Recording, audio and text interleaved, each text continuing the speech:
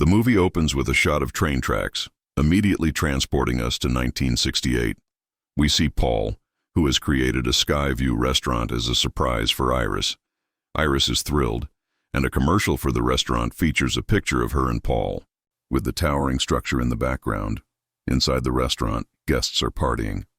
The glass floor offers a dizzying view of the ground below, and a live kitchen occupies the center. Iris playfully places a rose in Paul's pocket, but a thorn pricks her finger, drawing blood. This unexpected injury makes her vomit, and the singer, performing at the restaurant, immediately understands Iris is pregnant. Though surprised to learn it herself in that moment, Iris is overjoyed. She also notices the singer's young son and feels an inexplicable attraction to him. Later, Paul leads Iris to the top view terrace, where he proposes marriage. Overjoyed, Iris accepts and shares her pregnancy news. Paul is equally ecstatic. Iris then spots the singer's son again. The mischievous boy throws a coin from the top, and instead of falling to the ground, it's dramatically pulled into an AC outdoor unit's vacuum pressure. Back at the party, as everyone dances, the restaurant floor begins to shake. The coin, now spinning within the AC duct, disrupts the fan's airflow. Suddenly, the floor collapses, sending people plummeting. Paul desperately grabs a piece of glass, cutting his hands, but he too falls to his death. Iris, however, remains in a stable spot and survives. The coin, dislodged from the duct, strikes a gas pipe, causing a leak and igniting the live kitchen above. The singer perishes in the fire, and Iris seeks refuge under a piano. She then heads for the lift, which is packed with people. Before it can descend, a man is crushed beneath it, damaging the lift and killing everyone inside. Returning upstairs, Iris finds half the restaurant tilting precariously. People scramble for their lives within the debris, with only a piano maintaining the balance of the entire section. The rogue coin, spinning from the duct, lands on this very piano, causing the section to lose balance and crash, killing everyone inside. Iris spots the singer's son and tries to save him, but the ground beneath them cracks. In a final, desperate act, she tries to secure herself by wedging her ring between two iron rods, but her hand is wounded and the ring slips. Iris and the child both fall to their deaths. At this point, a girl screams, and we realize the harrowing sequence was a hallucination experienced by a girl named Stefani. She's in class, and her scream disrupts it. When her professor asks, Stefani explains that she frequently experiences such scary visions and nightmares, even waking up screaming at night. Her roommate advises her to talk to her family. Stefani visits her family, meeting her supportive dad and her brother, with whom she shares a close bond. They then go to their uncle's house, their mother's brother, where they share a strong connection with their cousins. Amidst the enjoyment, Stefani asks her uncle about her grandmother, also named Iris. The Iris from Stefani's visions is her grandmother. Her uncle becomes angry at the mention of her mother, declaring that her grandmother is dead to us. He explains that Iris went mad, abandoned them to live on an island, and never returned. This, he says, also caused her mother's mental health to deteriorate, leading to her own departure. After her uncle leaves, her aunt kindly gives Stefani letters from Iris, her address, and some of Iris's belongings, including the photo of Paul and Iris in front of the Skyview restaurant. Seeing this photo, which she recognized from her vision, deeply shocks Stefani. Determined to meet Iris, Stefani travels to the deserted island. She finds a dilapidated house, but when she introduces herself via a security camera, Iris invites her in. Iris is clearly excited to see Stefani and asks about her mother, to which Stefani replies that their mother left them in childhood. Stefani then reveals the main reason for her visit. I visualized you and Grandpa in front of the Skyview restaurant, and that restaurant was being destroyed. You all were dying. I have this nightmare, this vision every day and night. Iris reveals that she too used to experience these same visions. She explains that these visions enabled her to save everyone in that major accident. That day, Iris clarifies, I had taken that coin from that child's hand, because of which the whole incident had happened, and then the floor of the restaurant that was broken, I already knew that. That's why I went. and announced in the microphone that the floor is going to collapse. Because of this, people left there earlier, and in this way, many people were saved from death. A surprised Stefani asks, "Did you save everyone's life that day?" Iris replies, "Yes, that day I saved everyone's life by deceiving death." But she warns, death continued to chase those people. Death started playing games with those people who were saved in that incident. Death started looking for those people and killing them. Not only those people, but even if they had children, death was killing them too. And if some of the people present there were saved from death and whose children were born after that incident, death started killing them too. Because if those people had died in this incident, their children would not have born. Death was killing people one after the other when it was killing the people of that incident. Then I realized these facts. Death also took Paul with cancer and killed him. And then I knew that next time, it's my turn. To deceive death, I came here and hid. If I die, then death will kill your mother, her brother, her children, and even you and your brother. But as long as I'm alive, nothing will happen to any of you. Stefani asks, "So why am I getting these visions?" Iris replies, "Because now death is after us." Hearing this, Stefani is terrified. Iris then gives her a book containing details of the incident survivors, how they later died, their stories, and ways to deceive death. Stefani finds this ridiculous, refuses the book, and says to Iris, "I'll come to meet you again." She then leaves. Iris, who hadn't left her cabin in years, decides to confront death to save her family. She goes out and gives the book to Stefani, saying, "Death will come for you now, and to save yourself you'll have to use this book." Stefani doesn't believe her, so Iris says, "Now, witness my death." We then see gas leaking from one place, disrupting one thing, then another. In a chilling chain reaction, something comes into Iris's face and stabs her from behind.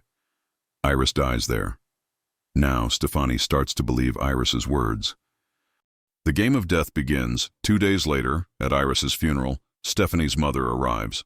Stefani realizes that if there's a next death, it will be her mother's. To save her mom, she begins reading the book Iris gave her. Inside, Iris had hidden the very coin that saved people from the accident that day. Understanding everything, Stefani calls her family to warn them, but no one answers. We see that Stefani's entire family is at a party. The game of death has already begun. A glass breaks, and a piece falls into the ice bucket. Everyone is taking ice from here. This piece of glass finds its way into Stefani's uncle's drink, but he sets the glass aside and walks away. Other objects in the room also subtly shift, as if everything is happening according to a plan. Suddenly, the glass falls from Stefani's uncle's hand, and a shard stabs his foot. He falls in pain. The vibration from his fall causes a tool to drop onto a grass-cutting machine, which activates and suddenly moves towards Stefani's uncle's face, crushing it and killing him in a horrific manner. Everyone is terrified by this gruesome death. Stefani, now deeply scared, explains to her family how death is tracking them. She tells them that even after Iris saved people from the tower collapse, death began to target all the survivors. Death completely annihilated them and their families. Now, only their family and another boy's family are alive. Stefani explains that first Iris died, then her eldest son. After her uncle's death, it's his daughter's turn. And then when her mom dies, Stefani will be next. Everyone listens to Stefani, but no one believes her. Even her cousins, her uncle's children, are angry, accusing her of making fun of their father's death. Only one person believes Stefani. Her mother, though Stefani isn't speaking kindly to her. The piercing shop and a shocking revelation. We see the uncle's eldest son in his piercing shop. He finishes work and closes up. As a tribute to his dad, he gets a portrait tattoo on his hand. He's wearing a nose piercing. The camera focuses on his nose piercing, and suddenly, a fan above turns on. A magnetic chain attached to the fan gets stuck to his nose piercing. As the fan spins, the chain twists him around. Below him is a lot of kerosene. His lighter ignites a fire. He frees himself from the chain but falls into the flames below. The shop catches fire. As soon as Stefani hears about the fire, she decides to go to his shop at sunrise. But he appears in front of her car and stops them. Surprisingly, he has no injuries except on his arm. They are talking carelessly when a high-speed truck approaches and shakes him, but it doesn't harm him. Seeing this, he tells Stefani, "See, I told you that nothing will happen to me." Stefani feels her warnings are baseless. Instead of listening to him, she focuses on potential dangers on the road. A garbage truck passes, and Stefani warns him to stay away. But he goes and hugs the truck, and still, nothing happens to him. Now, this boy says to Stefani, "See, I told you that you are overthinking it." His sister then goes for a walk. Suddenly, her foot hits a ball, sending her into a garbage dumpster. The truck drivers quickly throw her into their truck. The three of them, Stefani, her brother, and the boy, witness this. They quickly try to stop the truck. Stefani, disregarding her own safety, climbs onto the truck to save her. But the garbage inside is being crushed, and the girl's body is shattered into pieces by the machine. Only her hand remains in Stefani's grasp, and she dies. Everyone is depressed by her death. Stefani's brother tells her, "You were right." But at this point, Stefani doubts her own assumption, thinking that the older brother should have died before the younger sister. Seeking answers and more deaths, then their aunt reveals a shocking truth. That boy was not actually Stefani's uncle's real son. This explains why he didn't die. Instead, his sister, who was the uncle's elder daughter, died. Stefani is stunned to hear this. Everyone now believes Stefani and gathers around her. The deceased girl's younger brother says to Stefani, "It means it's my turn now." "Stefani, I don't want to die. Will you help me?" Stefani replies, "I want to save you, but I don't know what's going to happen next." Her brother then says, "Look, you've already figured out what was going to happen. You'll understand. Just observe your surroundings." Stefani remembers that Iris told her about a boy who survived that day and is still working in a hospital. He's alive and has also tricked death. He knows how to do it. So they decide to go to him. When they arrive and call his name, JD, he's surprised, as only Iris called him by that name. They ask him how he knows Iris. He explains that he was at the tower incident. He was the singer's son. Knowing this, Stefani recalls the entire vision and recognizes him. JD also reveals that Iris came to meet him many years ago because she wanted to trick death for her husband, Paul. But despite their efforts, they couldn't save his life. Stefani asks, "Are there any other people who have escaped this death?" JD responds, "Yes. There are two people who cheated death, but not in the same way. Death first won, it hunted them, and they died. But after a while, they were revived by doctors or someone else. And after that, death didn't chase them." Stefani pleads with him, "Please, you can help us. Help us." But JD replies, "No, I also cheated death once after embracing it. But I also have to die, because I'm suffering from cancer. And everyone has to die one day. We can't run away from death. That is our final destination. Before that, we should enjoy our remaining moments. The last attempt to cheat death is. Everyone is very sad. One of them gets an idea. He will feed his brother, who is next to die, peanuts because he's allergic. This way, he could die from the peanuts.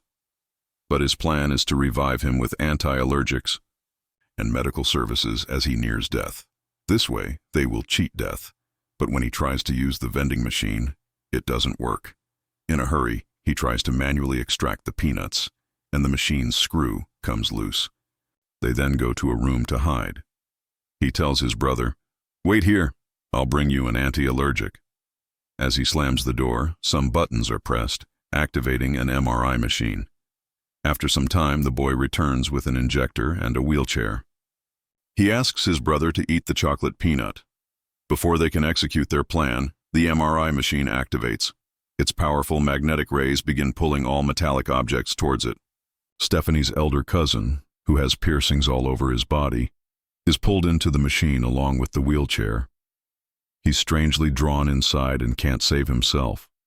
The wheelchair also breaks and is pulled in by the magnetic force, and he dies. Instantly, his younger brother, who had eaten the chocolate peanut, is suffering greatly.